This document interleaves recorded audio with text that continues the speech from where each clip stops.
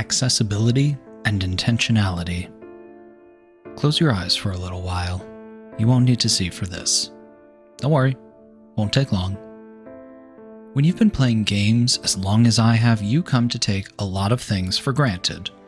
The sounds you enjoy in a playthrough, the sight by which games are presented to you, and that options are catered on a sliding scale to you. You take your status as the default audience for granted. That said, I've been excited to play the Vale, Shadow of the Crown by Flying Squirrel Games for some time now, and I've never been so thrilled to close my eyes as I game.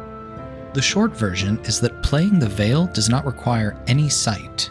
It was primarily designed to be enjoyed by blind players, from the menus to the gameplay to the narrative itself. Sighted players can still enjoy it, but they control and inhabit a blind character. There is no worldview, no heads-up display, no visual aesthetic whatsoever. Everything is communicated audibly through binaural sound design. If something is to the character's right, players primarily hear it through the right speaker or headphone, and that changes as they turn the character's perspective. It is a large step away from what many gamers are familiar with, from games' visual design choices, user interfaces, and traditional gameplay modes. This was such a novel experience for me because, for the first time, I was not the default audience. In recent years, mainstream games have been working more and more to provide options for the widest array of gamers possible.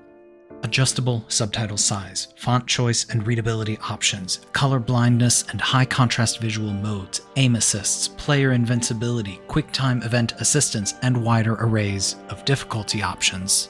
The Last of Us Part 2 flipped the industry on its head with the wealth of accessibility options provided, and many other games and studios have started doing more for accessibility and the scope of their audiences. Make no mistake, these are good, and I'm thrilled to see more of them implemented so more people can enjoy the things that I take for granted. But they are options at the end of the day. Tens of different sliders designed to make a single experience as widely accessible as possible, whether people are visually, audibly, or tactually impaired.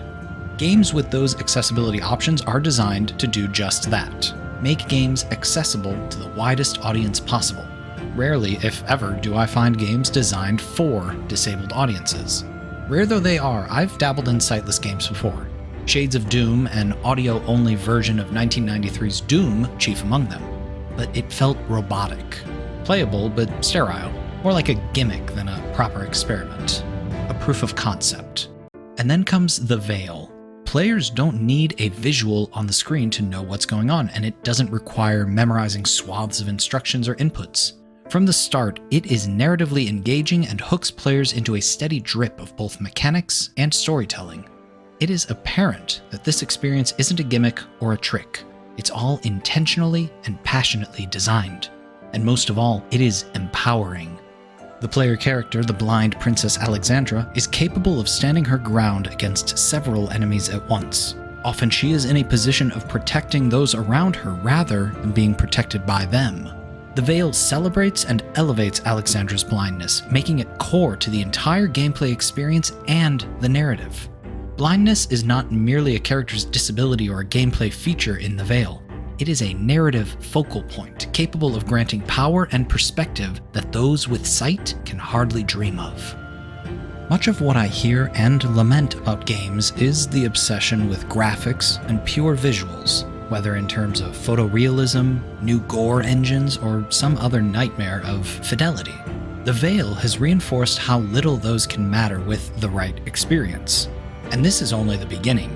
Given my perspective, experience, and available senses, it's hard to imagine how future games will elevate audio games and game experiences for other players with disabilities. But it's going to keep slamming into those gates, changing how we accommodate players in some games and changing how we present interactive experiences in others. It is a truly exciting time to experience what's next. You can open your eyes now.